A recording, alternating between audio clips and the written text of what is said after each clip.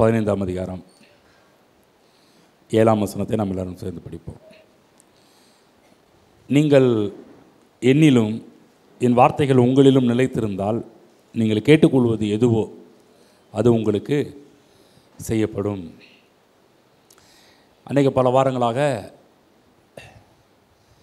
விசுவாசிகளின் முன்னேற்ற வாழ்வுக்காக தேவன் வைத்திருக்கிற சில வழிமுறைகளை பற்றி நாம் பார்த்து கொண்டு வருகிறோம்.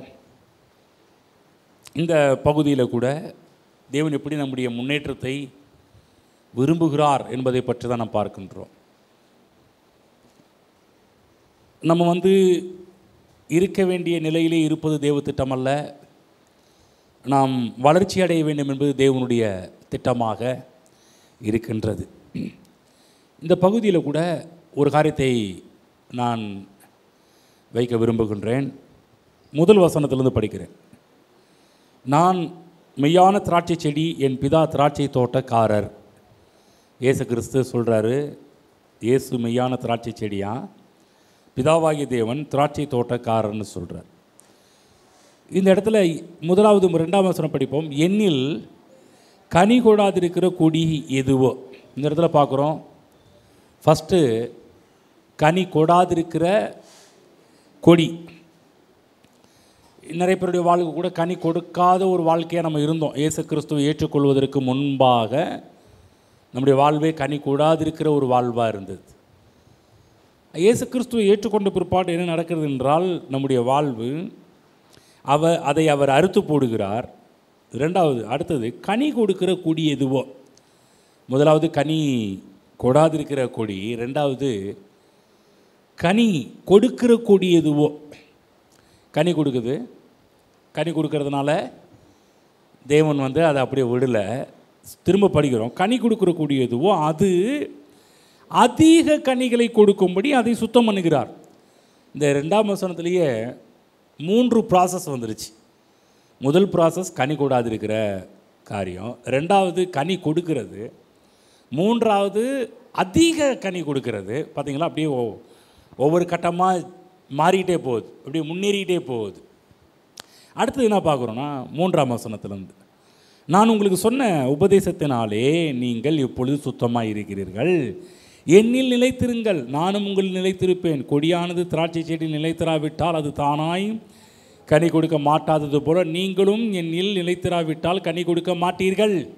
நானே திராட்சை செடி, நீங்கள் கொடிகள். ஒருவன் என்னிலும் நான் அவனிலும் நிலைத்திருந்தால் அவன் இப்போ என்ன கனி கொடுப்பானா, மிகுந்த கனிகளை கொடுப்பான்.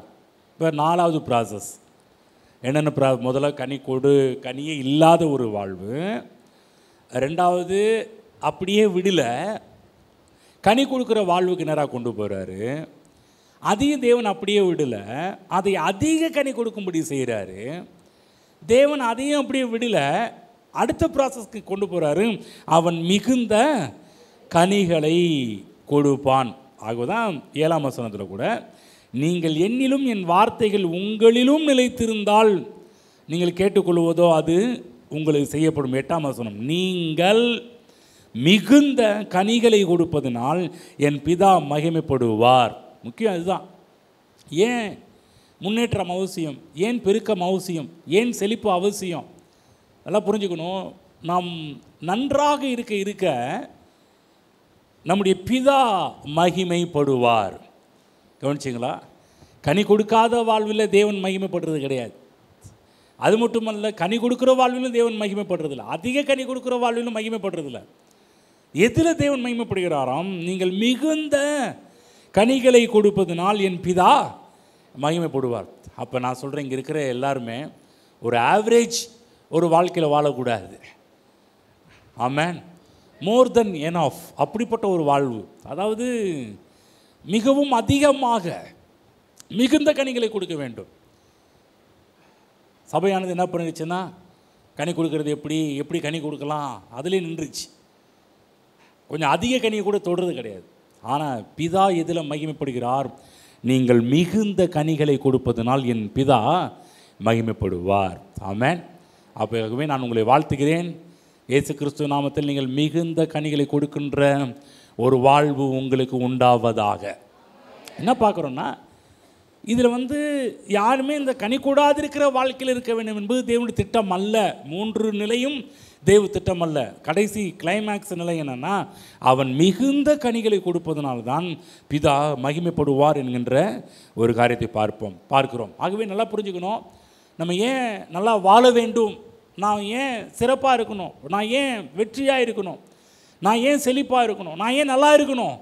ஒரே ஒரு காரணம், நான் நல்லா இருந்தேன்னா என் பிதா மகிமைப்படுவார், என்னை உண்டாக்கின ஆண்டவர் மகிமைப்படுவார். அப்போ நல்லா புரிஞ்சுக்கணும், எங்கள் அப்பா மகிமைப்படணுன்றதுக்காகவே நான் நல்லா இருக்க வேண்டும் என்று இங்கே இருக்கிற ஒவ்வொருவரும் ஆசைப்பட வேண்டும். புரியுதுங்களா? பிசாசான பண்ண சபைக்குள்ளே வந்து இந்த உபதேசம் தப்பு, அந்த உபதேசம் தப்புன்னு சொல்லி மக்களை வந்து வேறு லைனில் கொண்டு போயிட்டான். என்னென்னா அவனுடைய டார்கெட் என்ன, பிதா மகிமைப்படக்கூடாது. அதனால் ஊழியக்காரங்களை பிடிச்சி ஊழியக்காரங்க மூலமாக இந்த செழிப்பின் உபதேசம்னா தப்பு அப்படின்னு சொல்கிறது மூலமாக என்ன நடக்குது அப்படின்னா, பிதா மகிமைப்படுவது அந்த இடத்துல தடை பண்ணப்படுகின்றது. பிசாசுக்கு பிடிக்காத ஒரு காரியம் பிதா மகிமைப்படுறது. தேவனுக்கு பிடிச்சது, இந்த ஜனத்தை எனக்கென்று ஏற்படுத்தினேன், இவர்களின் துதியை சொல்லி வருவார்கள். அவருடைய மகிமையை சொல்லி வருகின்ற, துதியை சொல்லி வருகின்ற, அவருடைய புகழை சொல்லி வருகின்ற ஜனங்களாக தேவன் நம்மையும் என்னையும் உங்களையும் வைத்திருக்கிறார். அப்போ இங்கே நல்லா புரிஞ்சுக்கணும், நம்ம ஏன் நல்லா இருக்கணும், நம்ம ஏன் செழிப்பாக இருக்கணும் என்று சொன்னால் நல்ல மனதில் கொண்டு போய் வச்சுக்கணும். எங்கள் அப்பா என்னை உண்டாக்கின தேவன், என் தகப்பன், அவர் மகிமைப்பட வேண்டும் என்றால் நான் நன்றாக இருந்தாக வேண்டும். புரியுதுங்களா?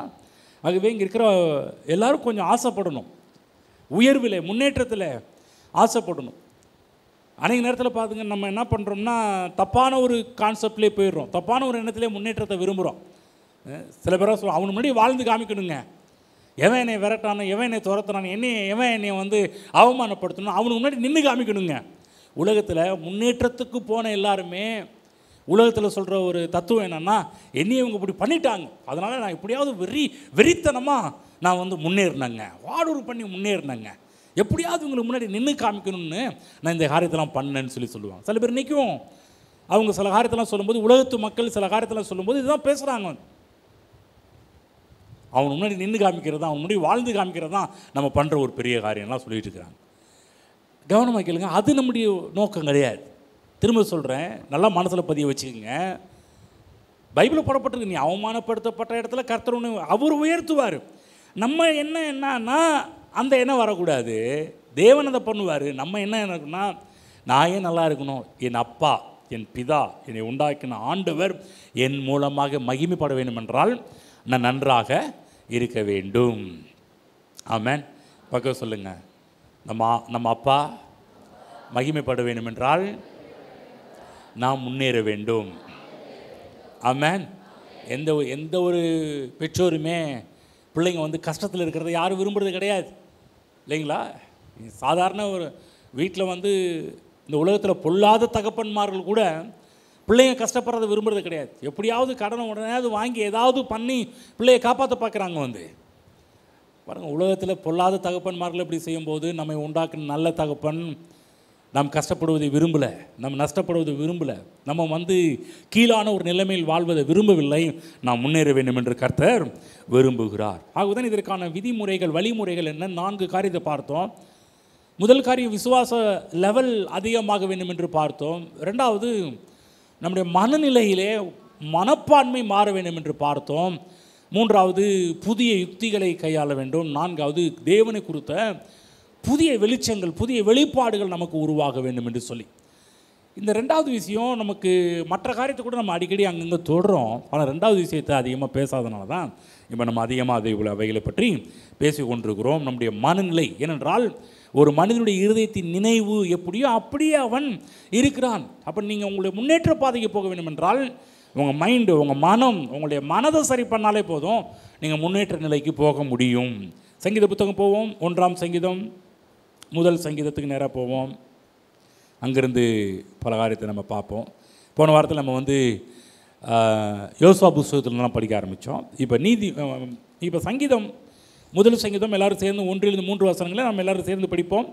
துன்மார்க்கருடைய ஆலோசனை நடவாமலும், பாவிகளுடைய வழியில் நில்லாமலும், பரியாசக்காரர் உட்காரும் இடத்தில் உட்காராமலும், கர்த்தருடைய வேதத்தில் பிரியமாயிருந்து இரவும் பகலும் அவருடைய வேதத்தில் தியானமாக இருக்கிற மனுஷன் பாக்கியவான். அவன் நீர்க்கால்களின் ஓரமாக நடப்பட்டு தன் காலத்தில் தன் கனியை தந்து இலையுதிராதிருக்கிற மரத்தை போல் இருப்பான். அவன் செய்வது எல்லாம் வாய்க்கும்.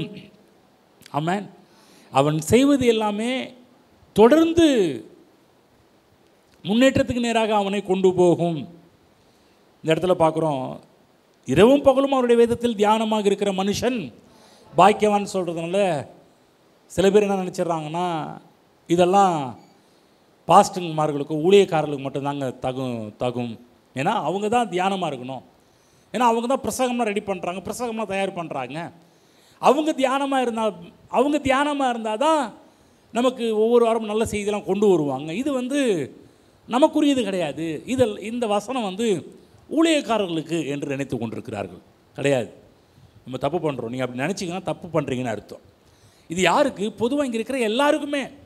பைபிளை பொறுப்பு கர்த்தருடைய வேதத்தில் பிரியமாக இருந்து இரவும் பகலும் அவருடைய வேதத்தில் தியானமாக இருக்கிற பாஸ்டர் பாக்கியவான் போடல, ஊழியக்காரன் பாக்கியவான் போடல, தியானமாக இருக்கிற மனுஷன் பாக்கியவான். எல்லாரும் சொல்ல, அந்த மனுஷன் என்ற இடத்துல உங்கள் பேரை போட்டுங்க. தியானமாக இருக்கிற லியோ பாக்கியவான். நீங்கள் அப்படி உங்கள் பேரை போட்டு பேசுங்க பார்க்கலாம். தியானமாக இருக்கிற நான் பாக்கியவான். பேரை போட முடியல, நானாவது சொல்லுங்கள். தியானமாக இருக்கிற நான் பாக்கியவான். பக்கத்தில் பார்த்து சொல்லுங்கள், அவங்கள பார்த்து. தியானமாக இருக்கிற நீங்கள் பாக்கியவான். இப்போ சொல்லுங்கள், தியானமாக இருந்தீங்கன்னா நீங்கள் பாக்கியவான். ஆமாம், புரியுதுங்களா? இந்த தியானம் எந்த பகுதியில் சம்மந்தப்பட்டிருக்குன்னா, ஒரு மனிதனுடைய மனம். ஆவியில் பிரச்சனை கிடையாது. ஆவி நியூ கிரியேஷன், புது சிருஷ்டியாக மாறிவிட்டது. என்றைக்கு கர்த்தராகி நாம் இயேசு கிறிஸ்துவை ஏற்றுக்கொண்டோமோ அன்றைக்கே நம்முடைய ஆவி மறுபடியும் பிறந்து விட்டது, புது சிருஷ்டியாக மாறிவிட்டது. இப்போ இந்த சரீரம் இருக்குது பார்த்தீங்கன்னா, அந்த சரீரம் ஒரு நாள் கர்த்தராகி இயேசு கிறிஸ்துவின் வருகையின் போது மறுரூபமாக்கப்படும்.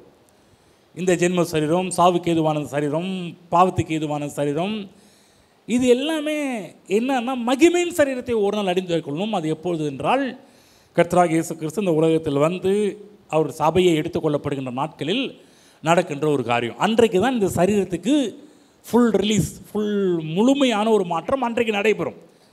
நல்ல கவனமாக கேளுங்க.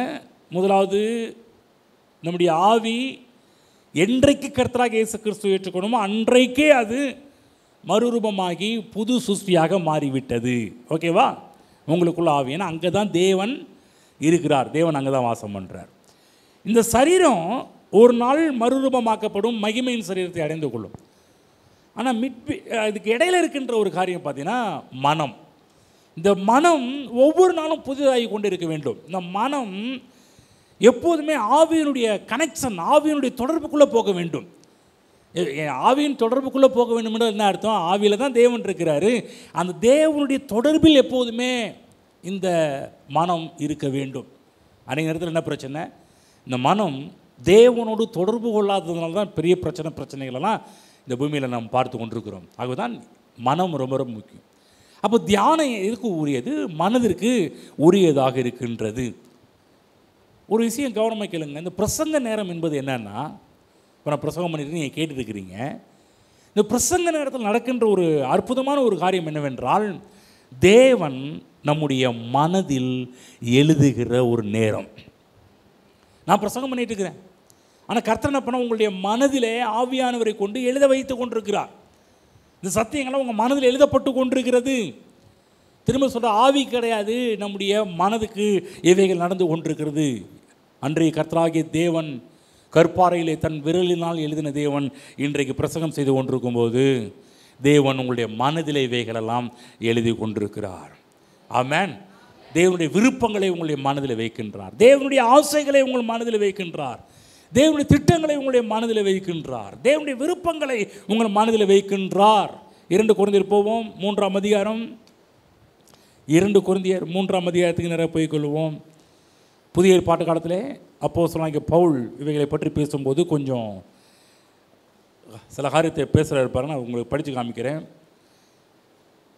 17ஆம் வசனம் படிப்போம். 17ஆம் வசனம். அதற்கு கொஞ்சம் அதற்கு முன்னாடி ஒரு காரியம் படித்து காமிச்சிடுறேன். ஓகே, 14ஆம் வசனம் முதலாவது படிப்போம், அதை தொடர்ந்து படிக்கிறேன். அவர்களுடைய மனது கடினப்பட்டது, இந்நாள் வரைக்கும் பழைய ஏற்பாடு வாசிக்கப்படுகையில் அந்த முக்காடு நீங்காமல் இருக்கிறது. அது கிறிஸ்துவினாலே நீக்கப்படுகிறது. பிறகு ஒரு முக்காடு இருந்துச்சாம் பாரு. அந்த முக்காடு தேவனுடைய மகிமையை பார்க்க முடியாத அளவு தடையாக இருந்துச்சு. இப்போ கிறிஸ்துவினாலே இந்த முக்காடு நீக்கப்படுகிறது. 15 மோசையின் ஆகமங்கள் வாசிக்கப்படும் போது இந்நாள் வரைக்கும் முக்காடு அவர்கள் இருதயத்தின் மேல் இருக்கிறதே. அவர்கள் கர்த்தரிடத்தில் மனம் திரும்பும் போது அந்த முக்காடு இடுபட்டு போம். கர்த்தரை ஆவியானவர், கர்த்தருடைய ஆவி எங்கேயோ அங்கே விடுதலை உண்டு. இப்போ படிப்போம் 18ஆம் வசனம். நாம் எல்லாரும் திறந்த முகமாய் கர்த்தருடைய மகிமையை கண்ணாடியிலே காண்கிறது போல கண்டு ஆவியாய் இருக்கின்ற கர்த்தரால் அந்த சாயலாக தானே மகிமையின் மேல் மகிமை அடைந்து மறுரூபப்படுகிறோம். ஆமென். எவ்வளோ அழகாக சொல்கிறார் பாருங்க. மறுரூபமாகின்றோமா? எப்படி மறுரூபமாகின்றோம் பாருங்க. திரும்ப சொல்கிறேன். ஆவி மறுரூபமாகி ரட்சிக்கப்பட்டிருக்கிறது. இந்த சரீரம் ஒரு நாள் இயேசு கிறிஸ்துவின் வருகையின் போது மறுரூபமாக்கப்படும். மகிமையின் சரீரமாக மறுரூபமாக்கப்படும். இதெல்லாம் புரிஞ்சிச்சிங்களா? ஆவி மறுரூபமாக்கப்பட்டிருக்கிறது. நம்முடைய சரீரமும் ஒரு நாள் கிறிஸ்துவின் வருகையிலே மறுரூபமாக்கப்படும். ஆனால் மனம் எப்போ மறுரூபமாக்கப்படுகிறது என்றால் இந்த வசனத்தில் போடப்பட்டிருக்கிறது. அந்த திரும்ப படிக்கிறேன். நாம் எல்லாரும் திறந்த முகமாய் நம் கர்த்தருடைய மகிமையை கண்ணாடியிலே காண்கிறது போல கண்டு. கண்ணாடி என்பது என்ன? கர்த்தருடைய வார்த்தை. படிப்போம். யாக்கோபின் புஸ்தகம் போவோம். இந்த கண்ணாடி என்ன? நீங்கள் எல்லோரும் காலையில் கண்ணாடி பார்த்தீங்களா? காலையில் கண்ணாடி பார்த்தீங்களா? எல்லோரும் பார்த்தீங்களா? கண்ணாடி பார்த்ததுனால தான் ஏதோ கொஞ்சம் லட்சணமாக உட்காந்துருக்கிறீங்க. கண்ணாடி மட்டும் பார்க்கல அப்படின்னா காலையில் எழுந்திரிச்ச உடனே யாரை பார்க்குறீங்களோ இல்லையோ, முதல் அட்டண்டன்ஸ் பார்த்தீங்கன்னா கண்ணாடியை போய் முதல்ல போயிட்டு கொஞ்சம் தலை அப்படி சரியாகிட்டு எங்கேயாவது முகத்தில் ஏதாவது கொஞ்சம் வேறு மாதிரிலாம் இருந்துச்சு முதல்ல சரி செய்து கொண்டு தான் பார்க்குறோம். சரி, இங்கே பார்க்குறோம் பாருங்கள். இந்த இடத்துல 22 23 படிக்கிறேன். அது 21 படிக்கிறேன். அப்போ தான் கொஞ்சம் புரியும்.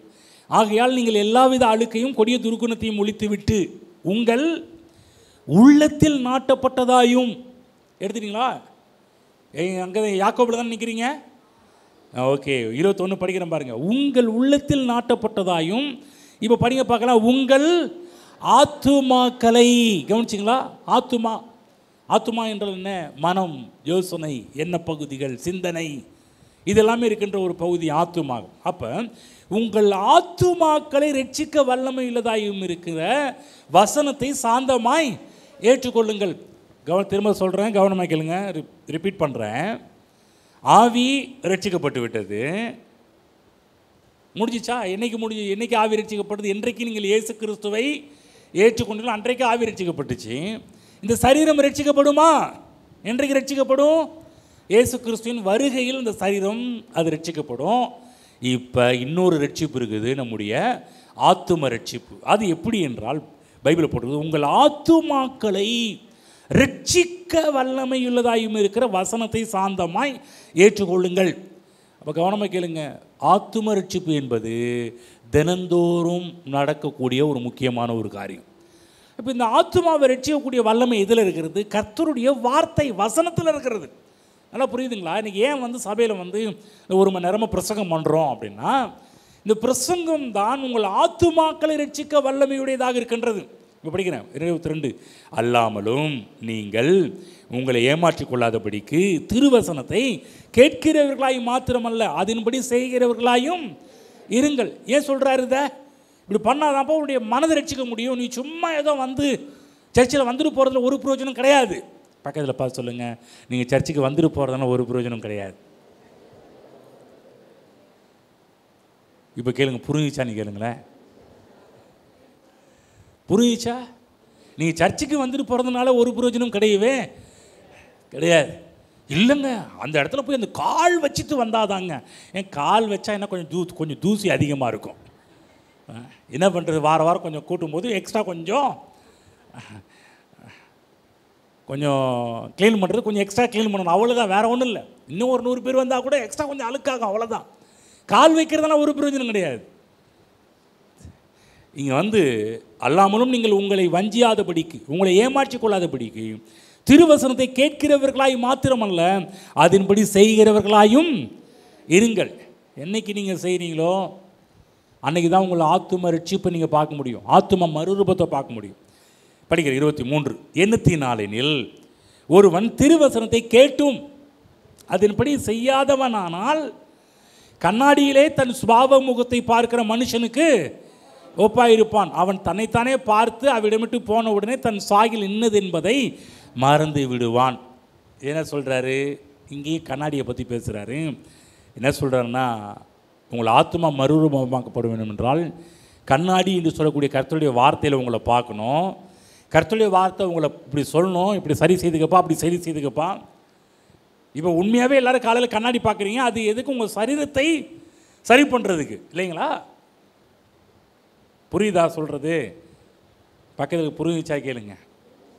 வீட்டில் காலையில் என்ன சொல்லி பார்க்குற கண்ணாடி எதுக்குன்னா, இந்த பாடி, இந்த சரீரத்தை சரி பண்ணுறதுக்கு, ஓகேவா? ஆனால் உங்களுடைய ஆத்துமாவை சரி பண்ணுற ஒரு கண்ணாடின்னு ஒன்று இருக்குது, அது கர்த்தருடைய வார்த்தை. இப்போ புரியுது? நான் ஏன் பைபிள் தினந்தோறும் பைபிள் ஏன் படிக்க சொல்லணும் தெரியுங்களா? சில பேர்லாம் சரீரத்தில் கொஞ்சம் நல்லா இருக்கிறீங்க, ஆத்துமாவில் கொஞ்சம் அலங்கோலமாக இருக்கிறீங்க. ஏன்? வாரம் ஒரு நாள் கண்ணாடி பார்க்குற ஒரு ஆளாக இருக்கிறீங்க. இல்லை, நீங்கள் தினந்தோறும் கண்ணாடி பார்க்கணும். புரியுதா? உங்களுடைய மனம் ஃப்ரெஷ் ஆகணும்னா, உங்கள் மனம் அது அழகாக்கப்பட வேண்டும் என்றால் நீங்கள் தினந்தோறும் கண்ணாடி பார்க்குற ஒரு ஆளாக இருக்கணும். எந்த கண்ணாடி? வேத கண்ணாடி.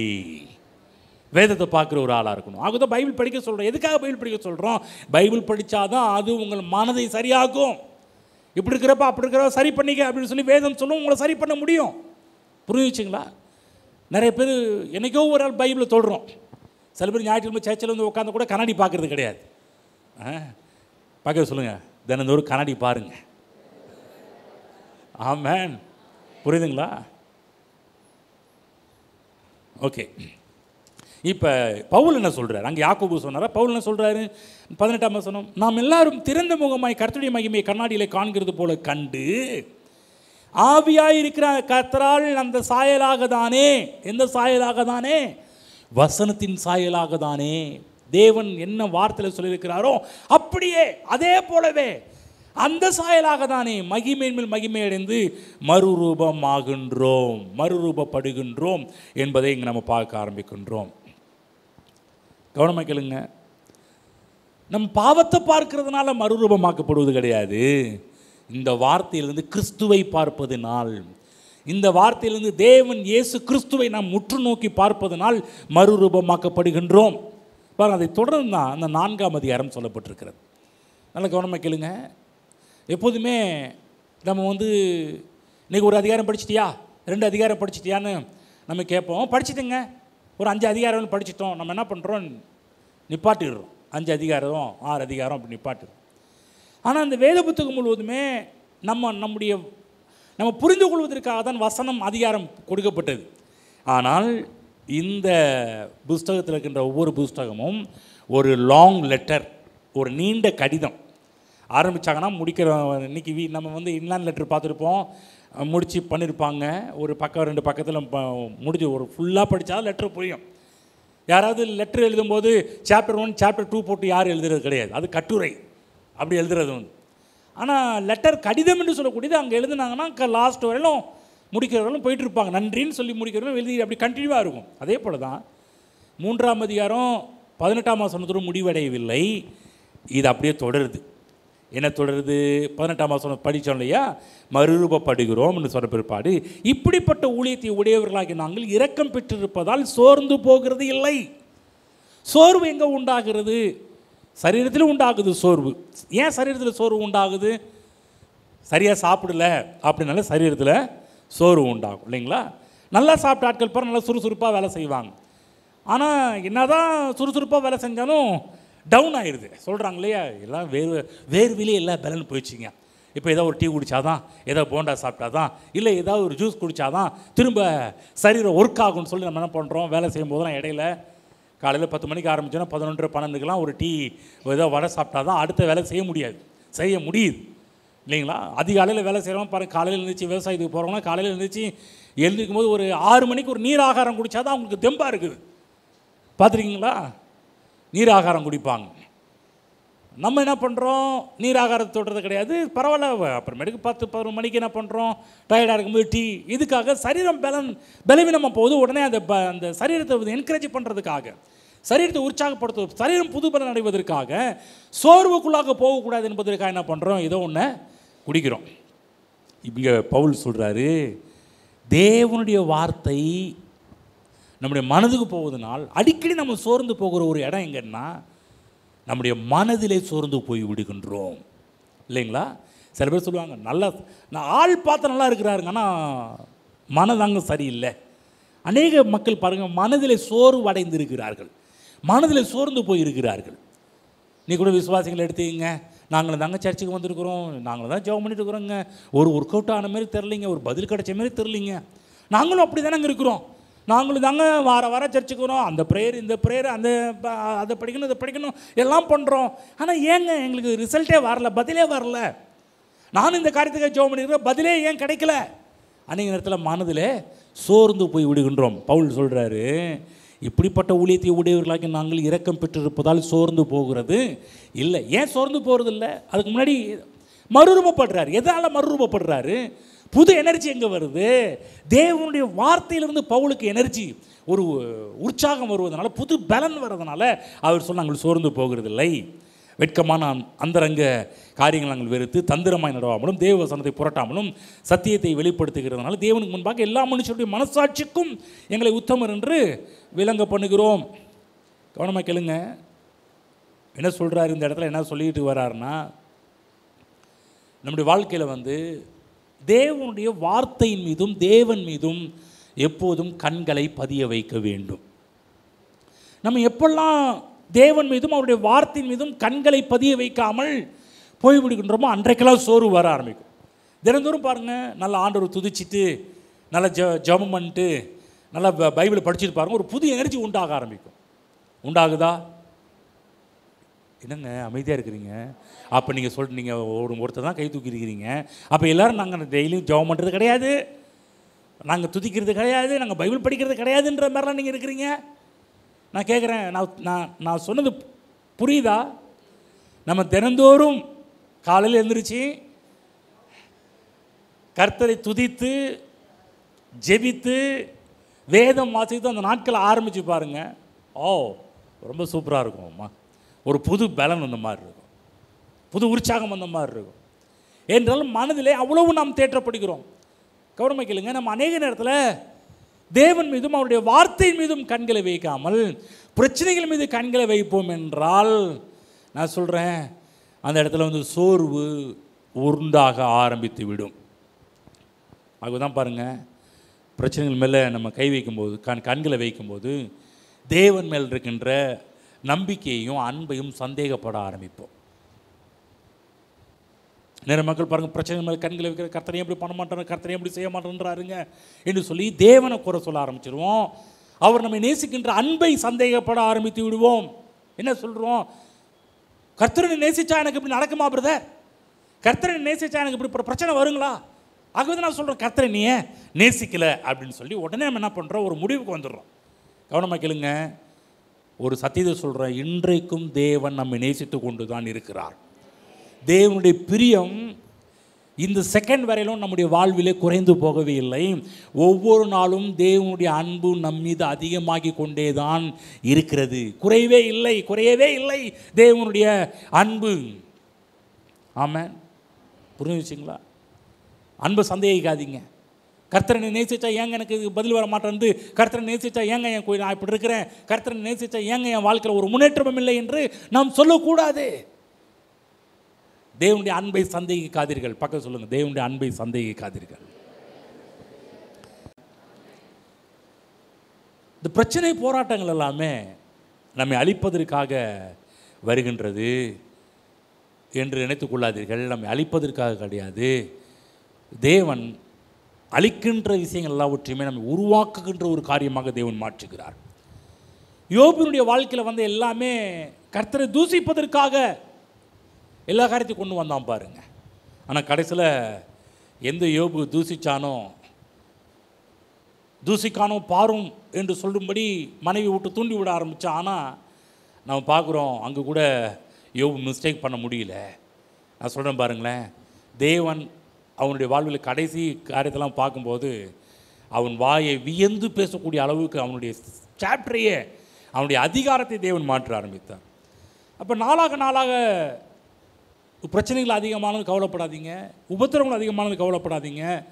கர்த்தர் சொல்கிறாரு, திடன் கொள்ளுங்கள், நான் உலகத்தை ஜெயித்தேன். சில பிரச்சனைகள் நம்மை சூழ்ந்து கொள்ளும், கஷ்டங்கள் சூழ்ந்து கொள்ளும். அந்த நேரத்தில் கண்ணை மட்டும் அதன் மேலே வைத்து விடாதீர்கள். பைபிளில் போடப்பட்டிருக்கு 4ஆம் அதிகாரம் 17-18 அந்த இதை முடிக்கும்போது என்ன சொல்கிறாருன்னா 16 படிக்கிறேன். ஆனபடியினாலே, திரும்பவும் சொல்கிறேன், ஆனபடியினாலே நாங்கள் சோர்ந்து போகிறதில்லை.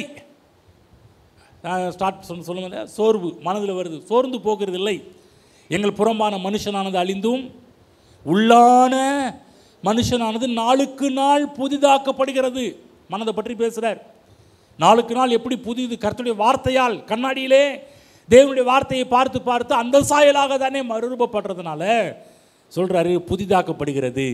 17 மேலும் காணப்படுகிறவைகளை அல்ல, காணப்படாதவைகள் நோக்கி இருக்கிற நமக்கு அது சீக்கிரத்தில் நீங்கும் லேசான நம்முடைய உபத்திரவம் மிகவும் அதிகமான நித்திய கன மகிமையை உண்டாக்குகிறது. எவ்வளோ ஒரு அழகான ஒரு காரியம் சொல்கிறார். காணப்படுகிறவைகளை அல்ல. நம்ம அநேக நேரத்தில் எதை நோக்கிக்கிட்டு இருக்கிறோம், எதை பார்த்துக்கிட்டு இருக்கிறோம்? காணப்படுகிறவர்களே பார்த்துட்டு இருக்கிறோம், பிரச்சனையே பார்த்துருக்குறோம், கஷ்டத்தையே பார்த்துருக்குறோம், உபத்திரத்தையே பார்த்துருக்குறோம், வியாதியவே பார்த்துக்கிட்டு இருக்கிறோம். பவுல் சொல்கிறாரு, அதில் கண்ணை வைக்காத, காணப்படுகிறவைகளே அல்ல, காணப்படாதவைகளை நோக்கி இருக்கிற நமக்கு. காணப்படாதவைகள் என்ன? தேவனுடைய வார்த்தை சொல்லப்பட்டிருக்குது, உனக்கு இப்படி நடக்கும் பாருங்கள். இப்போ ஒருவேளை சரீரத்தில் வியாதி இருக்குது, வியாதி எல்லாருக்கும் முன்னாடி தெரியுது. ஆனால் தேவன் சொன்ன வார்த்தைகள், அவருடைய தழும்புகளால் நீங்கள் குணமானீர்கள் என்று சொல்லக்கூடிய காரியம் காணக்கூடாத ஒரு மண்டலத்தில் இருக்குது. ஆனால் காண்கின்ற மண்டலத்தில் லொக்குன்னு இருமிட்டு, இங்கே பாருங்கள் காய்ச்சி அடிக்குது, இங்கே பாருங்கள் தலைவலிக்குது, எல்லாம் நம்ம சொல்லுவோம். ஆனால் கர்த்தர் சொல்கிறார், காணப்படுகிறவைகள் அல்ல, காணப்படாதவைகள் நோக்கி இருக்கிற நமக்கு, தேவனுடைய வார்த்தையை நோக்கி இருக்கிற நமக்கு. நல்லா புரிஞ்சுக்க தேவ பிள்ளைகளே. இங்கே இருக்கிற எல்லாருக்கும் பிரச்சனைகள் ஒவ்வொருவருக்கும் ஒரே பிரச்சனை வர்றது கிடையாது, ஒவ்வொருவருக்கும் ஒவ்வொரு பிரச்சனை வருது. ஆனால் நான் சொல்கிற கவனமாக கேளுங்க, அந்த பிரச்சனையை பார்த்துக்கிட்டே இருக்காதீங்க. உங்களுக்கு தெரியுங்களா என் குடும்பத்தில் எவ்வளோ பிரச்சனை தெரியுங்களா? என் வேலையில் எவ்வளோ பிரச்சனை தெரியுமா? என் சரீரத்தில் எவ்வளோ பிரச்சனை தெரியுமா? அதை பேசவும் வேணாம், அதை பார்க்கவும் வேண்டாம். பைபிளை போடப்பட்டு 18ஆம் வசனம் சேர்ந்து படிப்போம். காணப்படுகிறவைகள் அநித்தியமானவைகள், காணப்படாதவைகளோ நித்தியமானவைகள். நல்லா புரிஞ்சுக்கோங்க, ஒரு காரியம் சொல்கிறேன். இந்த இடத்துல சொல்கிறாரு, காணப்படுகிறவைகள் அநித்தியமானவைகள், அதாவது டெம்பரவரி, வரும் போகும் என்று அர்த்தத்தில் சொல்லப்பட்டிருக்கிறது. காணப்படாதவைகளோ நித்தியமானவைகள், பர்மனன்ட். காணப்படாதவைகள் என்ன? தேவனுடைய வார்த்தை. பிரச்சனை என்ன? காணப்படுகிற பிரச்சனை, காணப்படுகிற வியாதி, காணப்படுகிற தரித்திரம், அது எல்லாமே டெம்பரவரி, தற்காலிகமானது. புரியுதா? எல்லாரும் சொல்லுங்கள், பிரச்சனைகள் தற்காலிகமானது. ஓகேங்களா? நம்ம என்ன பண்ணுறது, தற்காலிகமானதை பிடிச்சி வச்சு அதையே பார்த்துட்டு இருப்போம். ஆனால் காணப்படாதவைகளும் நித்தியமானவைகள், தேவனுடைய வார்த்தை நித்தியமானது. அதை பாருங்கள், அதை பவுலிங்க சொல்கிறார் இல்லையா, காணப்படுகிறவைகளே அல்ல. அப்போ காணப்படுகிறவர்களே அல்லன்னும் போது என்னென்னா, நாங்கள் தற்காலிகமானது அதை நோக்கி பார்க்கல, காணப்படாதவைகள் என்று சொல்லக்கூடிய நித்தியமான காரியங்களை நோக்கி பார்க்கிறோம். அதனால் நடக்கிறதாம் அது சீக்கிரத்தில் நீங்கும் லேசான நம்முடைய உபத்திரவம் மிகவும் அதிகமான நித்திய கன மகிமையை உண்டாக்குகிறது. மகிமை எங்கேருந்து வருது? மகிமை எங்கிருந்து உங்களுக்குள் வருகிறது என்று சொன்னால், இதை நோக்கி பார்க்க வேண்டும், தேவனுடைய வார்த்தையை நோக்கி பார்க்க வேண்டும். தேவனுடைய வார்த்தையை நோக்கி பார்க்க பார்க்க பார்க்க நடக்கின்ற ஒரு காரியம், அதிகமான நித்திய கன மகிமையை அவை உண்டாக்க ஆரம்பிக்கும். ஆமென்.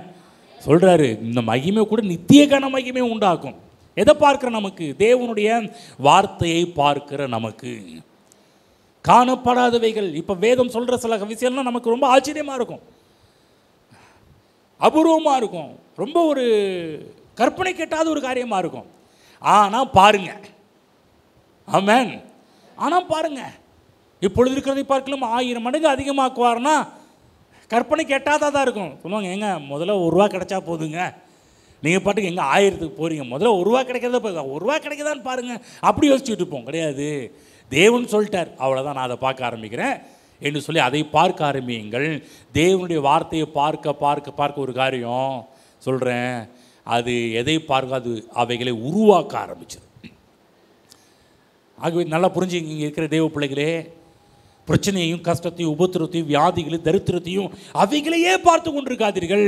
அவைகள் எல்லாம் அநித்தியமானவைகள், தற்காலிகமானவைகள். ஆனால் தேவனுடைய வார்த்தை நித்தியமானது. இறுதி அதிகாரம் தேவனுடைய வார்த்தைக்கே இருக்கின்றது. மற்றதெல்லாம் லேசா பாருங்க. சொல்லுங்க, பிரச்சனை லேசா பாருங்க, கஷ்டங்களை லேசா பாருங்க, வியாதியை லேசா பாருங்க. சில பேர் சொல்கிறாங்க, உங்கள் மைண்ட் வாய்ஸ் கேட்குது என்னன்னா, அவன் வயிற்று வலி அவனுக்கு வந்தால் ஏன் தெரியும், நீங்கள் சும்மா பேசிட்டு போவீங்க, உங்களுக்கு என்ன. சில பேர் உங்களுக்கு என்னப்பா, நீங்கள் நல்லா இருக்கிறீங்க, கஷ்டப்படுறது நாங்கள் தான், எங்கள் வலி எங்களுக்கு தானே ஏன் தெரியும். நல்லா கவனமாக கேளுங்க தேவ பிள்ளைகளே, திரும்ப சொல்கிறேன், உங்களுக்கு வருகின்ற எல்லா பிரச்சனைகளையும் லேசாக பார்க்க ஆரம்பியுங்கள். புரியுதுங்களா? அது ரொம்ப பெருசாக பார்க்க ஆரம்பி, அதுக்கு ரொம்ப வெயிட் கொடுத்துடாதீங்க. அது வெயிட் கொடுக்குற அளவுக்கு ரொம்ப ஒருத்தானதெல்லாம் கிடையாது. சில பேர்லாம் பாருங்கள், நல்ல பயில்வான்லாம் பார்த்தீங்கன்னா, அவங்க எப்போதும் நான் விரும்புகிற ஆட்கள், அவங்கள போட்டி போடுற ஆட்கள் தான் விரும்புவாங்க. சும்மா சாதாரண ஒரு ஆள் ஒன்றும் அந்த கலைகளே கற்றுக்கொள்ளாத ஆட்கள் போயின்னா, இவெல்லாம் என்னுடைய இதுக்கு ஈக்குவல் வரமாட்டான், அதெல்லாம் பொருட்படுத்தவே மாட்டார்கள். அதே போல் அந்த பிரச்சனைகள்லாம் நமக்குரியது கிடையாது, கஷ்டம் நமக்குரியது கிடையாது, உபத்திரம் வியாதிகள் நமக்குரியது கிடையாது. ஆகவே நமக்குரியவைகள் கிடையாதுன்னும் போது அதெல்லாம் சும்மா அற்பமாக பார்க்க ஆரம்பிங்க, லேசாக பார்க்க ஆரம்பியுங்கள். ஆமென். கவனமாக கேளுங்க, பைபிளில் பழைய ஏற்பாடு காலத்தில் எகிப்தில் இஸ்ரவேல் ஜனங்கள் அவங்க பெருகிட்டே இருந்தாங்களாம். இதை பார்த்த பார்வோனுக்கு, என்னப்பா இவங்க பாட்டு பெருகிட்டே இருக்காங்கன்னு சொல்லி அவங்கள உபத்திரவப்படுத்த ஆரம்பித்தாங்களாம். பைபிளில் போடப்பட்டிருக்குது, எவ்வளவுக்கு எவ்வளோ உபத்திரவப்படுத்தினார்களோ அதற்கு அவ்வளவாய் பெருகினார்கள். யாத்திராகம புஸ்தகம் 1ஆம் அதிகாரம் 12ஆம் வசனத்தை படித்து காமிக்கிறேன், எடுத்துக்கங்க. 1:12 அழகா மோசஸ் எழுதி வச்சிருக்கிறாரு. ஆனாலும் அவர்களை எவ்வளவாய் ஒடுக்கினார்களோ அவ்வளவாய் அவர்கள் பெருகினார்கள், ஆகையால் அவர்கள் இஸ்ரவேல் புத்திரரை குறித்து எரிச்சல் அடைந்தார்கள். உபத்திரவம் இருந்துச்சா? இருந்தது. பெருகினார்களா? பெருகினார்கள். நான் சொல்கிறேன், காணப்படாதவைகள் நோக்கி இருக்கிற காரியங்கள் நித்திய கனமகிமை நமக்கு உண்டாக்கும். பக்கத்தில் சொல்லுங்கள், இனிமேல் பிரச்சனையே பார்த்துட்டு இருக்காதீங்க, அதெல்லாம் தற்காலிகமானது. தேவனுடைய வார்த்தை நித்தியமானது, நிரந்தரமானது. இதை பாருங்கள், நித்திய கனமகிமை உங்களுக்கு உண்டாகும். ஆமென். நமக்கு வேலை இருக்குது. என்ன வேலை? தினந்தோறும் நம்ம என்ன பண்ணுறோம்னா, ஒவ்வொரு நாளுமே பாருங்கள், நீங்கள் காசுலாம் நாளைக்கு என்ன பண்ணுவோம்னா, காசு இல்லை அதையே பார்த்துக்கிட்டு இருப்போம். அதை பார்க்காதீங்க. தேவனுடைய வார்த்தை சொல்லுகின்றது, உன் நம்பிக்கை வீண் போகாது, நிச்சயமாகவே முடிவு உண்டு. கர்த்தரின் ஆசீர்வாதமே ஐஸ்வர்யத்தை தரும். என் தேவன் தம்முடைய ஐஸ்வர்யத்தின்படி என் குறைகள் எல்லாவற்றையும் கிறிஸ்து இயேசுவின் மகிமைக்குள் நிறைவாக்குவார். தேவைகளை பார்த்துட்டு இருக்காதீங்க. தேவைகளை பார்க்காம கர்த்தருடைய வார்த்தையை பார்க்க ஆரம்பிங்க. பெரிய பெரிய அற்புதங்கள் நடப்பது நீங்கள் பார்க்க ஆரம்பிப்பீங்க. பாருங்கள், போன மாதம் ரொம்ப ஒரு கஷ்டமான ஒரு சூழ்நிலை. மனைவிக்கு 20ஆம் தேதி பிறந்த நாள். 2 நாளைக்கு முன்னாடி பார்த்தீங்கன்னா புதன்கிழமை, அந்த வாரத்தில் பார்த்திங்கன்னா வந்த எல்லா காணிக்கை எல்லாமே பார்த்திங்கன்னா எல்லாம் செலவாயிருச்சு. ஒன்றும் இல்லை, 20ஆம் தேதி ரெபேக்காவுக்கு வர பிறந்தனால என்ன பண்ணுறது ஏது பண்ணுறது யோசிச்சுட்டு இருக்கிறப்ப தம்பி யோசப் சொன்னான், அப்பா என்கிட்ட ஒரு 3000 இருக்குது, இதை வச்சு நீங்கள் ஏதாவது அம்மாவுக்கு மற்ற காரியத்தெல்லாம் பண்ண ஆரம்பிங்கன்னு சொல்லி அவன் பேச ஆரம்பித்தான். ஆனால் எனக்கு தெரியும், ஏன்னா ஆரம்ப நாட்களிலிருந்து கர்த்தருடைய அற்புதத்தெல்லாம் பல விதங்களில் பார்த்ததுனால நிச்சயம் எனக்கு தேவன் அற்புதம் பண்ணுவார்னு அவரை விசுவாசிச்சுட்டு இருக்கிறேன். ஆனாலும் உள்ளத்தில் எப்போதுமே உள்ளம் பார்த்தீங்கன்னா சில இடத்துல என்ன பண்ணுறது ஏது பண்ணு யோசிக்க தோணும். ஆனால் இன்னொரு உள்ளம் சொல்கிறது கர்த்தர் தேவைகளை சந்திப்பார். அதுக்கு முந்தின நாள் தான் அதுக்கு அடுத்த ரெபேக்கா 19ஆம் தேதி நாங்கள் எல்லாருமே ஏற்காடு போக வேண்டிய ஒரு சூழ்நிலை. அங்கே ஒரு ஷார்ட் ஃபிலிம் பண்ணுறதுனால 9 பேரை கூட்டிகிட்டு போகணும். அது வேறு என்னடா அது 9 பேரை கூட்டிகிட்டு போகணுமே, அவங்களுக்கு ஏதாவது வாங்கி கொடுக்கணுமே, பெட்ரோலுக்கு ஒரு வேளை வண்டியில் பெட்ரோல் வேறு போட்டுட்டு போகணுமே, இப்போ கையில் ஒன்றுமே இல்லையே, என்ன பண்ணுறது ஏது பண்ணுறது யோசிச்சுட்டு இருக்கிறேன். ஆனால் ஒரு மனது கர்த்தர் தேவைகளை சந்திப்பார். ரொம்ப ஒரு கன்ஃபியூஸ் சொல்லுங்க. ரெபேக்காட்ட சொன்னேன், ரெபேக்கா சொன்னிச்சு, வெள்ளிக்கிழமை எப்படியாவது எங்கள் பெண்கள்லாம் வருவாங்க, உங்களுக்கு எப்படியாவது நீங்கள் கேக்கு வாங்கி கொடுத்துருன்னு. நாங்கள் இங்கே பாரு கேக்கு வாங்குற அளவுக்குலாம் என்கிட்ட காசு கிடையாது, அந்தளவுக்கு கேக்கு வாங்குற அளவுக்கு காசு கிடையாது. ஆனால் கேசரி பண்ணுறதுக்கு வீட்டில் ரவை இருக்குது. என்ன பண்ணுறேன், எல்லோரும் கேசரி பண்ணி கொடுத்துட்றேன். முந்திரி பருப்பு ஒருத்தவங்க வாங்கி ஒரு மாதம் முன்னாடி ஒருத்தவங்க பேக்கேஜோடு வாங்கி கொடுத்து முந்திரி பருப்பு இருக்குது, எல்லாம் இருக்குது. அன்றைக்கி என்ன பண்ணேன், பிளானை மாற்றலை, அப்படியே எல்லாம் பிளான் அடுத்த நாளுக்கு அங்கே இருக்க புதன்கிழமை தேவைகள் அதிகம். அப்போ வண்டி பெரிய பிரச்சனை வந்துச்சு. பைக்கில் பார்த்தீங்கன்னா கிளச்சு பிளேட்டு எல்லாம் உள்ள என்ன சொல்ல ரைஸ் பண்ணுறேன், ஏற மாட்டேன். வண்டி கியர்லாம் 4th போடுறேன், ஃபஸ்ட்டு செகண்ட் எல்லாத்துலேயும் போடுறேன், பிக்கப் போடவே மாட்டேன்து. என்னடா இது ஏற்காடு ஏறதுக்கு முன்னாடி இவ்வளோ ஒரு பிரச்சனையா அப்படின்னு சொல்லிட்டு கடையில் போய் கொடுத்தா அங்கே பார்த்தீங்கன்னா அந்த திங்கக்கிழமையும் எல்லா காசும் அங்கே போயிடுச்சு. கன்ஃபியூஸில் இருந்து என்ன பண்ணுறது ஏது பண்ணுறதுன்னு. ஆனால் ஒரு பக்கம் கர்த்தர் தேவைகளை சந்திப்பா. புதன்கிழமை நைட்டு ஒருத்தவங்க அவங்க கொண்டு வந்து கொடுக்குறாங்க 15,000 15,000 வந்துச்சு புதன்கிழமை. ஆமென். கர்த்தர் பாருங்க தேவைகளை சந்திக்கிறவர். நம்ம அதையே பேசி கர்த்தர் தேவையை சந்திப்பார், அவ்வளோதான். 15,000 கிடச்சிச்சு. அந்த வாரமும் ஒருத்தர் டைத்தே தசமபாகம் போடாத ஒருத்தர் தசமபாகம் போட்டார், அதுவும் கிடச்சிது பாருங்கள். அந்த மாதத்தில் இப்போது 28ஆம் தேதியெலாம் நான் ஒரு ஸ்ரீராமில் பணத்தை கட்டி ஆகணும், 20,000 பணம் கட்டி ஆகணும். ஒரு கிறிஸ்மஸ் சீட் வேறு போட்டுருவோம், அதுக்கு ஒரு 5,000 கட்டி ஆகணும். கர்த்தர் பார்த்தீங்கன்னா கரெக்டாக அந்த மாதம் போன ஜூன் மாதம் முடியறதுக்குள்ளாகவே அந்த தேவைகளெல்லாம் ஒற்றி அற்புதமாக சந்திச்சிட்டார். இப்போ சோர்ந்து போய் உட்கார ஆரம்பித்தோம்னா நம்மளுடைய எண்ணங்கள் என்ன ஆகுன்னா எங்கெங்கேயோ போக ஆரம்பிச்சிடும். நான் உங்களுக்கு சொல்கிறேன், காணப்படுகிறவைகள் எல்லாம் காணப்படாதவைகள் கர்த்தர் தேவைகளை சந்திப்பார், நிச்சயம் சந்திப்பார். நீங்கள் நினைக்கலாம் நீங்கள் பாஸ்ட்டுங்க உங்களுக்கு தேவைகள் சந்திக்கும், யாராவது ஒரு விசுவாசி உங்களை தேடி கொடுக்க ஆரம்பிப்பாங்க. நாங்கள்லாம் விசுவாசிங்க, எங்களுக்கு எப்படி எந்த விசுவாசி கொடுப்பாங்க? நான் சொல்கிறேன், உங்கள் வாழ்வில் கூட தேவைகள் அற்புதமாக சந்திக்கப்படும். இதுவரை கொடுக்காத ஆட்கள் உங்களை தேடி கொடுக்க ஆரம்பிப்பாங்க, உங்களுக்கு செய்ய வேண்டிய கடமைகளை செய்ய ஆரம்பிப்பாங்க. நீங்கள் நீங்கள் உங்களுடைய வேலை என்னென்னா தேவனுடைய வார்த்தையை பார்ப்பது தான் உங்கள் வேலையாக இருக்க வேண்டும். தேவன் தேவைகளை சந்திப்பார். என்னை கண் கலங்க விட மாட்டார், என்னை அவமானப்படுத்த விட மாட்டார், வெட்கி குனிந்து தலை குனிய விட மாட்டார். நிச்சயமாகவே என் தலையை நிமிர பண்ணுகிற தேவன் என்னோடு கூட இருக்கிறார், என் தேவைகளை சந்திப்பார் என்ற உணர்வோடு நீங்கள் இருக்க ஆரம்பித்தா நான் சொல்கிறேன், உங்கள் தேவைகள் அற்புத விதமாக உங்களுக்கு சந்திக்கப்படுவதை பார்க்க ஆரம்பிப்பீர்கள். ஆமென்.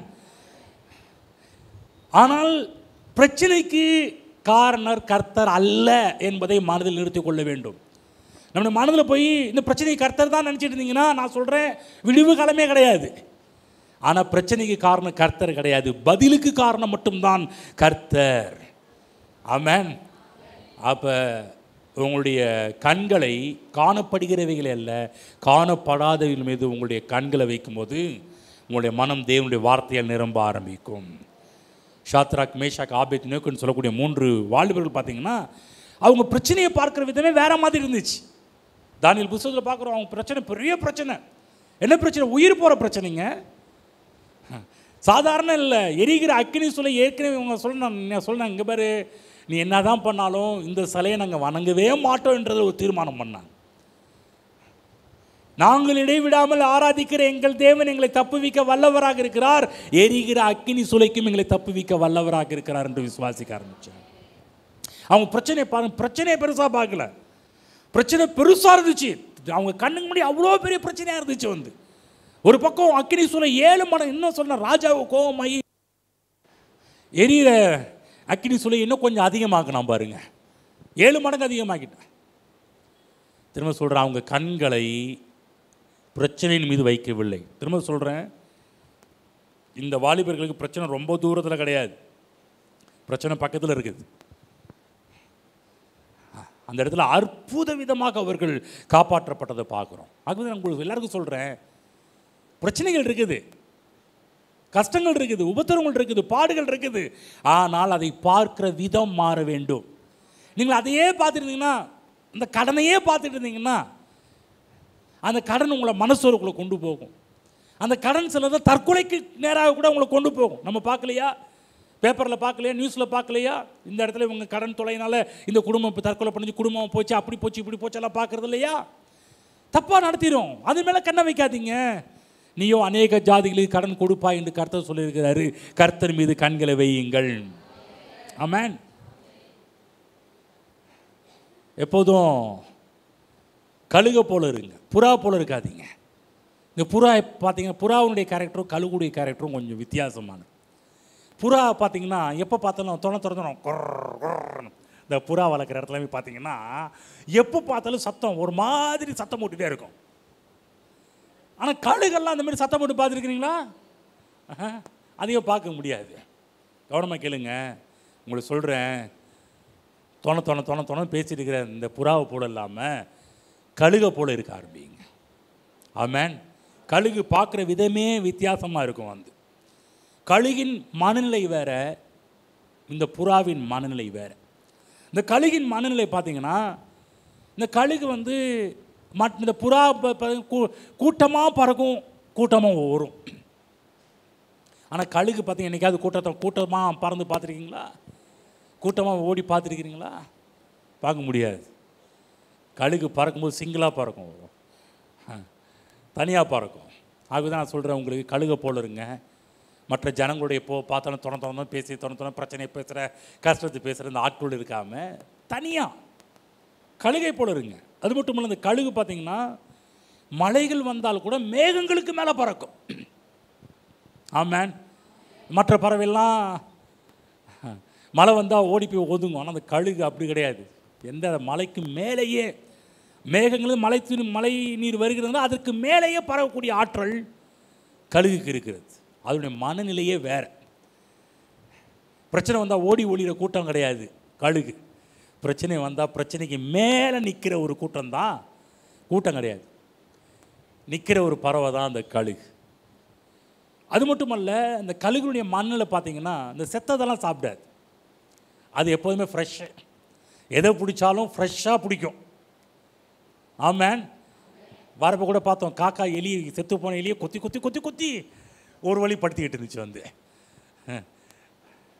ஆனால் கழுகுனுடைய மனநிலையே வேறு. அது மட்டுமல்ல, எத்தனை கிலோமீட்டர் தூரத்தினாலும் கரெக்டாக பார்த்துரும். சொல்கிறாங்க, கிட்டத்தட்ட 5 கிலோமீட்டரில் இருக்கிறத கோழி குஞ்சை கூட கரெக்டாக பார்த்து கரெக்டாக கேட்ச் பண்ணக்கூடிய ஒரு ஆற்றல் அதுக்கு இருக்குதுன்னு சொல்கிறாங்க. அதே போல் தான் நீங்கள் இந்த பூமியிலே கழுகு எப்படி ஒரு மனநிலையே வேறு மாதிரி இருக்குதோ, அதே போல் உங்களுடைய மனநிலையும் வேறு மாதிரி இருக்கணும். எல்லாரை போல இருக்கக்கூடாது, எல்லா ஜனங்களை போல இருக்கக்கூடாது. இளம்பிள்ளையில் ஏராளமான மக்கள் இருந்தாலும் இந்த எல்லாரை போல் உங்கள் வாழ்வு இருக்கக்கூடாது. இன்னும் உங்களுடைய மனநிலை வேறு மாதிரி இருக்கணும், வித்தியாசமாக இருக்கணும். உங்களை பார்க்கும்போதெல்லாம் வித்தியாசமாக இருக்கிறீங்களே, ஏன் மற்றவங்க பேசுகிற மாதிரிலாம் பேசலையே, கொஞ்சம் வித்தியாசமாக பேசுகிறீங்களே, வித்தியாசமாக பார்க்கணும், வித்தியாசமாக நடக்கிறீங்களே, உங்கள் யோசனையே வேறு மாதிரி இருக்குதே. ஆமென். ஏன்னா காணப்படுகிறவைகள் அல்ல, காணப்படாதவைகள் நோக்கி இருக்கிற நமக்கு நித்திய கன மகிமை உண்டாக ஆரம்பிக்கும். அதே போல தேவன் உங்களுக்குள் வித்தியாசமான ஒரு திறமை, வித்தியாசமான காரியத்தை தேவன் உருவாக்கி வச்சிருக்கிறாரு. ஆகவே தேவனுக்கேற்ற விதத்தில் உங்கள் எண்ணங்கள் மாறுவதாக. ஆமென். திரும்ப சங்கீதம் போவோம், 1ஆம் சங்கீதம் போவோம், அங்கிருந்து சில விஷயத்தை பார்ப்போம். சங்கீதம், முதல் சங்கீதம். துன்மார்க்கருடைய ஆலோசனை நடமாமலும், பாவிகள் வழியில் இல்லாமலும், பரியாசக்காரர் உட்காரும் இடத்தில் உட்காராமலும், கர்த்தருடைய வேதத்தில் பிரியமாயிருந்து இரவும் பகலும் அவருடைய வேதத்தில் தியானமாயிருக்கிற மனுஷன் பாக்கியவான். அவன் நீர்க்காலின் ஓரம் இடப்பட்டு தன் காலத்தில் தன் கனியை தந்து இலையுதிராதிருக்கிற மரத்தை போல இருப்பான். அவன் செய்வது எல்லாம் வாய்க்கும். கவனமாக கேளுங்க. தேவனுடைய வார்த்தையில் இருந்துதான், தேவனுடைய வார்த்தையின் மூலமாகத்தான் எல்லாமே முடியும் என்பதாக சங்கீதக்காரன் தன்னுடைய புஸ்தகத்தில் எழுதி வைத்திருக்கிறார். இந்த வசனமே இல்லைன்னா, இந்த வார்த்தையே இல்லை என்றால் மக்கள் தவறான வழியில் தான் போக ஆரம்பிப்பார்கள். பைபிள் போடப்பட்டிருக்க ஒரு இடத்துல சங்கீதக்காரன் சொல்கிறாரு, உம்முடைய வாக்கை என் இருதயத்தில் வைத்து வைத்தேன், அதனால் நான் பாவம் செய்யவில்லை என்று சொல்லி, தப்பான வழியில் போகவில்லை என்று சொல்கிறார். அப்போ தேவனுடைய வார்த்தை எந்த அளவுக்கு இருதயத்தில் வைத்து வைக்கின்றோமோ, இருதயம் என்று சொல்லக்கூடிய மனம், வேதம் எப்போதுமே சில இடங்களில் மனதை கூட இருதயம் என்று சொல்லும். அப்போ அந்த இடத்த கொஞ்சம் பார்க்கணும். இந்த இடத்துல சொல்லப்படுற இருதயம் மனம் சம்பந்தப்பட்டதா, சில இடத்துல டைரெக்டாகவே இருதயத்தை இருதயம் என்று, ஆவியை இருதயம் என்றே வேதம் சொல்லும். கொஞ்சம் கவனிக்கணும். அப்போ இருதயத்தில் கர்த்தருடைய வார்த்தையை கொண்டு போய் வைக்க வேண்டும் என்று சொல்லும்போது என்ன சொல்கிறேன், நம்முடைய மனதில் கர்த்தருடைய வார்த்தையை கொண்டு போய் வைக்கும்போது நாம் தவறான வழியில் செல்ல முடியாது. தேவனுடைய வார்த்தையை உங்களுடைய மனதில் வைக்க ஆரம்பித்தால் நான் சொல்கிறேன், அது நம்மை வாழ்வுக்கு நேராக நடத்தும். அழிவுக்கு போகிற வழியை எச்சரித்து ஆசீர்வாதத்துக்கு போகக்கூடிய வழியை காட்டக்கூடியதுதான் தேவனுடைய வார்த்தையாக இருக்கின்றது. ஆமென். இந்த வார்த்தைகள் எல்லாமே எதற்காக எழுதப்பட்டது தெரியுமா? தேவன் நம்மை ஆசீர்வாதத்திற்குள் கொண்டு செல்ல வேண்டும் என்பதற்காகவே இந்த வார்த்தைகள் எழுதப்பட்டிருக்கிறது. ஆமென். நாம் நன்றாக இருக்க வேண்டும் என்பதற்காகவே இந்த வார்த்தை எழுதப்பட்டிருக்கிறது. நம்முடைய முன்னேற்றத்திற்காகவே இந்த வார்த்தை எழுதப்பட்டிருக்கிறது. ஆகவே தான் சொல்கிறேன், இந்த வார்த்தையை கொண்டு போய் உங்கள் மனதிலே வையுங்கள்.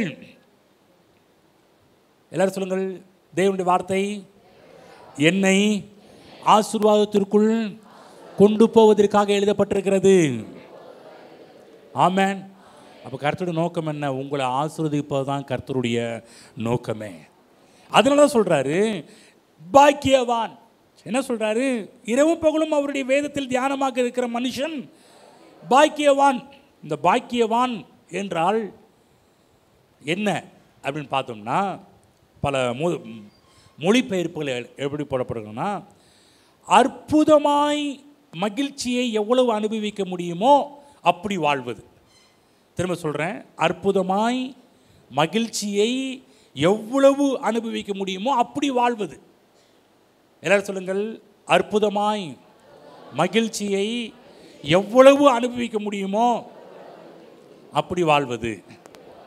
ஆமென். பாக்கியவான் என்றால் அப்படி.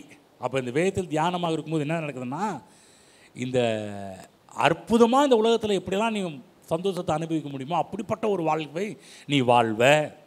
அது மட்டுமல்ல, பாக்கியவான் என்றால் திருப்தியாய் மன நிறைவோடு வாழ்வது. அப்போ இந்த வேதத்தில் பிரியமாக இருக்கும்போது திருப்தியாக இருக்க முடியும், மன நிறைவோடு வாழ முடியும். சில பேருக்கு மன நிறைவு வரல. ஏன் என்று சொல்லி பார்த்தால், அவருடைய மனதில் கர்த்தருடைய வார்த்தை இல்லாததெல்லாம் மன நிறைவே வரமாட்டேன்னுது. நான் சொல்ல, இந்த வார்த்தை இருக்கும் என்றால் உங்கள் மனம் எப்போதுமே நிறைந்து இருக்கும். ஆமென். மன நிறைவோடு திருப்தியாக வாழ்வது கர்த்தருடைய வார்த்தையிலே. அது மட்டுமல்ல, கர்த்தருடைய வேதத்தில் பிரியமாக இருந்து என்று பார்க்கிறோம். கர்த்தருடைய வேதத்தில் பிரியமாக. சில பேர் பாருங்கள், தேவனுடைய வார்த்தையில் பிரியம் வரமாட்டேன். ஏன் பிரியம் வரமாட்டேன்னுதுன்னா, ஏங்க இந்த பைபிள் படித்தா இப்படி பண்ணாத, அப்படி பண்ணாத, அது செய்ய, இது செய்ய. சில பேர் சர்ச்சுக்கு வராதுக்கு நோக்கம் என்ன தெரியுங்களா? நாங்கள் நல்லா இருந்தால் கூட சர்ச்சுக்கு போனால் இதை செய்யாது அதை செய்யாதுன்னு சொல்லி எங்களை ஒரு வழியை ஆக்கிடுவாங்கப்பா, நாங்கள் அதனால் சர்ச்சுக்கு வரதில்லை அப்படின்றாங்க. நான் சொல்கிறேன், இந்த வார்த்தைகள் பைபிளில் போடப்படுறது கர்த்தருடைய வேதத்தில் பிரியமாயிருந்து. வேதத்தில் பிரியம், வேதத்திலே பிரியமாக இருக்கிற மனுஷன் பாக்கியவான். இந்த வேதத்திலே நமக்கு பிரியம் அதிகம், கர்த்தருடைய வார்த்தையிலே பிரியம் அதிகம் இருக்க வேண்டும். ஆமென். நம்ம மற்ற எல்லா காரியத்திலும் பிரியமாக இருக்கிறோம், வார்த்தை என்று வரும்போது அதில் பிரியத்தை காண்பிக்க மறந்து விடுகின்றோம். ஏனென்றால், ஏன் ஒரு சிலருக்கு வார்த்தையில் பிரியம் வரல அப்படின்னா, இந்த வார்த்தையை அவங்க எப்படி பார்க்குறாங்கன்னா, இதை ஒரு ரூல் புஸ்தகமாக பார்க்க ஆரம்பிக்கிறாங்க. கவனமாக கேளுங்க, என்றைக்கெல்லாம் தேவனுடைய வார்த்தையை ஒரு சட்ட புத்தகமாக பார்க்க ஆரம்பிக்கிறீங்களோ அன்றைக்கு அது மேலே பிரியம் வரவே வராது. சில பேருக்கு பிடிக்கிறது கிடையாது. இது வந்து ஒரு நம்மளை கண்டிக்கின்ற ஒரு கண்டிதத்தின் புத்தகமாகவே பார்க்க ஆரம்பிச்சுடுறோம் வந்து. ஆகவே தான் சில பேர் சொல்கிறாங்க, இதில் எப்படிங்க பிரியமாக இருக்குது? ஒரு நல்ல மோடில் வந்தால் அதை பண்ண இதை பண்ண அதை செய்ய இதை செய்ய சொன்னால் எப்படிங்க ஒரு நல்ல மோடு வரும்னு நினைக்கிறாங்க. கவனமாக கேளுங்க. ஆகவே தான் சில சொல்கிற ஒரு காரியம், எப்படி பிரமாணங்களில் மகிழ முடியும்? எங்களால் பிரமாணங்களில் மகிழ முடிய மாட்டேன்னுன்றாங்க. நான் உங்களுக்கு சொல்கிறேன் பாருங்களேன். ஒரு சட்டம் போடுறாங்க. என்ன சட்டம் போடுறாங்க பாருங்கள். அடுத்ததும் 2026 தேர்தல் பிரச்சாரம் ஆரம்பமாக போகுது. ஆரம்பமாகும் போது பல பேர் பல காரியத்தெல்லாம் கொடுவாங்க. நாங்கள் ஆட்சிக்கு வந்தால் இதை செய்வோம் அதை செய்வோம்னு சொல்லி பல காரியத்தெல்லாம் சொல்கிறாங்க. ஆனால் ஆட்சி முடிகிறதுக்குள்ளே அவங்க சொன்னதில் ஒரு சிலர் பாதியை தொடுறாங்க, சிலர் பாதியை கூட தொடுறது கிடையாது ஆனால் ஒரு ரூல் சட்டம் போடுறாங்க. என்ன சட்டம் போடுறாங்கன்னா, நம்முடைய குடும்பம், நம்முடைய தொழில், இவைகள் எல்லாவற்றையுமே ஒரு அற்புதமாக மாற்றக்கூடிய ஒரு சட்டத்தை உருவாக்குகிறார்கள் என்று சொன்னால், நான் சொல்கிறேன் அந்த சட்டம் அவங்களுக்கு இன்பமாக இருக்கும். அது மட்டும் இல்லை, இன்றைக்கி பிஸ்னஸே எதுலன்னா ஸ்கூலில் தான் பிஸ்னஸ் நடக்குது இல்லைங்களா. இன்றைக்கெல்லாம் ஒரு காலகட்டத்தில் படிப்பெல்லாம் இலவசமாக இருந்துச்சு, ஈஸியாக படிச்சுட்டு வந்துட்டோம். ஆனால் இன்றைக்கு பிள்ளைகளை ஸ்கூலில் சேர்க்குறதுக்கே ஏங்க இதுக்கு என் பிள்ளைக்கு 1 லட்சம் ஆகுதுங்க அப்படின்ற. சின்ன பிள்ளைக்கு ஸ்கூலில் சேர்க்குறதுக்கே என்ன ஆகிடுதுன்னா 1 லட்சம் ஆகுதுங்க. யோசிச்சு பாருங்க. இப்போ அடுத்த ஆட்சி வரும்போது சொல்கிறாங்க, நீ எந்த ஸ்கூலில் போய் சேர்ந்தாலும் உனக்கு படிப்பு இலவசம் என்று சொன்னால் அவங்களுக்கு அந்த சட்டம் பிடிக்குமா பிடிக்காதா? காலேஜில் போனால் எந்த காலேஜில் எந்த படிப்பு எடுத்தாலும் உனக்கு ஃப்ரீன்றாங்க. எப்படி இருக்கும் உங்களுக்கு? ஏங்க இன்றைக்கி எவ்வளோ இன்றைக்கி பெற்றவங்கெல்லாம் இந்த பிள்ளைகளை படிக்க வைக்கிறதுக்கு படுற கஷ்டங்கள் இருக்குது. அதாவது ஒரு 20 வருஷத்துக்கு முன்னாடி பிரச்சனை இல்லை, இன்றைக்கி பெரிய பிரச்சனைக்குள்ளே இருக்கிறாங்க. ஏன் இவ்வளோ காசு கட்டணும், அவ்வளோ காசு கட்டணும், அது இதுன்னு உள்ளே போயிடுது. இப்போ கல்வியவே இலவசமாக கொடுக்க ஆரம்பிச்சுட்டா எப்படி இருக்கும்? அந்த சட்டம் உங்களுக்கு பிடிக்குமா பிடிக்காதா? பிடிக்கும். அடுத்த பிஸ்னஸ்ஸு இன்றைக்கி எங்கே நடக்குதுன்னா மருத்துவத்தில் நடக்குது. நீ சொல்கிற மருத்துவம் இலவசம் என்று சொன்னால் எப்படி இருக்கும்? ஹலோ, மெடிக்கல் கடைக்கு போகிறீங்க, நல்ல மாத்திரை இலவசம். நல்ல அப்போலோ ஹாஸ்பிட்டல் போய், இன்றைக்கி அப்போலோ ஹாஸ்பிட்டல் பெரிய சாதாரண ஆட்கள் அப்போலோ ஹாஸ்பிட்டல் போக முடியாது. கொஞ்சம் கையில் நிறைய காசு இருக்கிற பார்ட்டிங்க மட்டும் தான் உள்ளே போக முடியும். இப்போ நான் சொன்னீங்க எந்த நிலைமையில் இருந்தாலும் அப்போலோ ஹாஸ்பிட்டல் உங்களுக்கு ஃப்ரீயாக பார்க்குறாங்கன்னு சொல்கிறாங்க. எப்படி இருக்கும்? அப்போலோ மட்டும் இல்லை, நீங்கள் எந்த ஹாஸ்பிட்டலில் பெரிய ஹாஸ்பிட்டலில் போனால் கூட உங்களுக்கு ஃப்ரீ ட்ரீட்மெண்ட்னா எப்படி இருக்கும்? எங்க எப்படி இருங்க? இந்த பக்கம்லாம் ஒன்று உங்களுக்கெல்லாம் நல்லாவே இருக்காதா? இப்படிப்பட்ட சட்டங்களை கொண்டு வராங்கன்னு வச்சுக்கோங்க. ஃப்ரீ ஸ்கூல், ஃப்ரீ படிப்பு, ஃப்ரீ மருத்துவம், ஃப்ரீ அப்படின்னு சொல்கிறாங்க. எப்படி இருக்கும்? ரொம்ப நல்லாயிருக்கும் இல்லைங்களா? அது மட்டும் இன்னொரு சட்டத்தை கொண்டு வராங்க. வாரத்தில் 4 நாள் மட்டும் வேலை, 3 நாள் லீவ் விடணுன்றாங்க. எப்படி இருக்கும் பார்த்தீங்களா? இப்போ இந்த சட்டம் உங்களுக்கு பிடிக்குமா பிடிக்காதா? எழுந்து நிற்போம். இந்த தாவீது சங்கீதக்காரன் கர்த்தருடைய வேதத்தில் பிரியமாக இருக்கிறதுன்னு சொல்கிறாருன்னா, ஏன்னா இந்த வேத புத்தகம் எனக்கு பிரியமாக இருக்கிறது காரணமே இதில் இருக்கின்ற நன்மைகள். அவர் நன்மைகளை பார்க்குறார். இது இன்றைக்கி பார்க்குற சட்டம் வேறு புஸ்தகமாக பார்க்கல. இன்றைக்கி இருக்கிற சில கவர்மெண்ட் எப்படி மக்களை டார்ச்சர் பண்ணி, மக்களை பிரச்சனை பண்ணி, மக்களுக்கு அது இதுன்னு பண்ணுற மாதிரிலாம் அவர் வேதத்தை அப்படி பார்க்கல. வேதத்தை இன்பமாக பார்க்கிறார். ஏனென்றால் இந்த வார்த்தை தான் என் நல்வழிப்படுத்துகிறது, நித்திய கனமகிமை உண்டாக்குகின்ற காரியம் இதில் இருக்கிறது, என்னை சரியான பாதையில் கொண்டு போகின்றது, என்னை மறுரூபப்படுத்துகின்றது. இன்னைக்கு நம்ம கவர்மெண்ட்டு சரீரத்துக்கு காரியத்தை பண்ணுது. ஆனால் இந்த கவர்மெண்ட், ஹெவன்லி கவர்மெண்ட், என்னுடைய ஆவி, ஆத்மா, சரீரம் 3க்குமே ஃப்ரீ ட்ரீட்மெண்ட். உங்களுக்கு தெரியுங்களா? ரட்சிப்புக்கு நீங்கள் எவ்வளோ காசு கொடுத்தீங்க? இங்கே நிறைய பேர் கிறிஸ்தவர்கள் ஆனீர்கள், ரட்சிக்கப்பட்டீர்கள், எவ்வளோ காசு கொடுத்துருக்கீங்க? யாராவது கோடி கோடியாக கொடுத்தீங்களா? இல்லை 1 கோடி கொடுத்தா தான் உங்களுக்கு ஞானஸ்தானம் கொடுப்போன்னு யாராவது சொன்னோமா? இல்லை. ரட்சிப்பு இலவசம். ஏன் இலவசம்னா, இலவசம் ரொம்ப சீப்பாக எடுத்துக்காதீங்க. உங்களால் அந்த அமௌண்ட்டை கட்ட முடியாதுன்றதுனால தேவனை எனக்காக செய்து முடித்த ஒரு காரியம். ஆமென். கல்வாரி சிலுவையில் எல்லாத்தையும் செஞ்சு முடிச்சிட்டேன், நீ ஒன்றும் இல்லைப்பா, எடுத்து சாப்பிட்றதா அவன் வேலைன்னு. பாருங்க, கிறிஸ்தவ வாழ்வு எவ்வளோ ஒரு லேசாக கருத்துன்னு மாற்றிட்டாரு. நம்ம தானே பண்ணுறோம், கிறிஸ்தவம் ரொம்ப கஷ்டம், எப்படிங்க அப்படிங்க. இல்லை, எந்த அளவு கர்த்தருடைய வேதத்தில் பிரியமாயிருக்கிறீர்களோ அவன் பாக்கியவான். ஹல்லேலூயா. கர்த்தர் கொடுத்த வார்த்தையில் கரண்டி செலுத்துவோம். தேவன் நம்முடைய இன்றைக்கு பேசியிருக்கிறார், நம்முடைய கண்களை திறந்திருக்கிறார். ஓ, தேவனுடைய வார்த்தையில் பிரியமாயிருங்கள் தேவனுடைய பிள்ளைகளே. இரவும் பகலும் அவருடைய வார்த்தையில் தியானமாயிருங்கள் தேவனுடைய பிள்ளைகளே. பிரச்சனைகள் மீது கண்களை வைக்காதீர்கள். கண்ணாடி ஆகிய தேவனுடைய வார்த்தையை ஒவ்வொரு நாளும் பாருங்கள், மறுரூபமாக்கப்படுவீர்கள். தேவனுடைய வார்த்தையை பார்க்க பார்க்க சோர்வுக்குள் போக மாட்டீர்கள். தைரியம் வரும், தன்னம்பிக்கை வரும், நிச்சயம் வரும். தேவனுடைய வார்த்தையை பார்க்க பார்க்க நித்திய கன மகிமை உங்களுக்கு உண்டாக ஆரம்பிக்கும். காணப்படுகிறவைகள் அல்ல, காணப்படாதவைகள் நோக்கி இருக்கிற நமக்கு அதி சீக்கிரத்தில் நீங்கும் லேசான உபத்திரம் நித்திய கன மகிமை உண்டாக்கும். ஹல்லேலூயா. பிதாவாகிய எங்கள் ஆண்டவரே, கர்த்தராகிய இயேசு கிறிஸ்து நாமத்தில் நம்முடைய சமூகத்தில் இருக்கிறோம். ஆண்டவரே, எங்கள் கண்களை உங்களுடைய வார்த்தையின் மீது வைக்க வேண்டும். எங்களுடைய மனதை உங்களுடைய வார்த்தையில் செட் பண்ண வேண்டும். எங்களுடைய காரியத்தினை கற்றுக் கொடுத்தபடியால் நாங்கள் நன்றி செலுத்துகிறோம். நாங்கள் பிரச்சனை மேலேயே கண்ணை வச்சு, கஷ்டத்து மேலேயே கண்ணை வச்சு வச்சு வச்சு வச்சு ரொம்ப சோர்ந்து போயிட்டோம். ஆண்டவரே, இன்றைக்கி எங்கள் சோர்வை நீக்கக்கூடிய ஒரு வழியை எங்களுக்கு கற்றுக் கொடுத்ததற்காக நன்றி செலுத்துகிறோம். நாங்கள் முன்னேற வேண்டும் என்றால் மனம் சரியாக வேண்டும். எங்கள் மனதை சரி செய்து கொண்டிருக்கிறதற்காக உமக்கு நன்றி செலுத்துகிறோம். இங்கே இருக்கிற எல்லார் மீதும் பூரண கிருபை உண்டாயிருப்பதாக, சம்பூர்ணமான கிருபை உண்டாயிருப்பதாக தகப்பனே. நம்முடைய பிள்ளைகள் கையிட்டு செய்கின்ற எல்லா வேலைகளிலும் ஆசீர்வாதம், பொருளாதார ஆசீர்வாதம், சரீர பிரகாரமான ஆசீர்வாதம், குடும்பங்களிலே சமாதான ஆசீர்வாதம், கையின் பிரயாசங்களிலே ஒரு ப்ரமோஷன், உயர்வு, சம்பள உயர்வு, இப்படிப்பட்ட ஒரு ஆசீர்வாதம் நம்முடைய பிள்ளைகளுக்கு உண்டாவதாக. போக்கிலும் மரத்தில் மிகப்பெரிய ஒரு பாதுகாப்பை நம்முடைய பிள்ளைகள் அனுபவிக்கிட்டு ஜெபிக்கிறேன். இயேசு கிறிஸ்து நாமத்தில் பிதாவே, ஆமென்.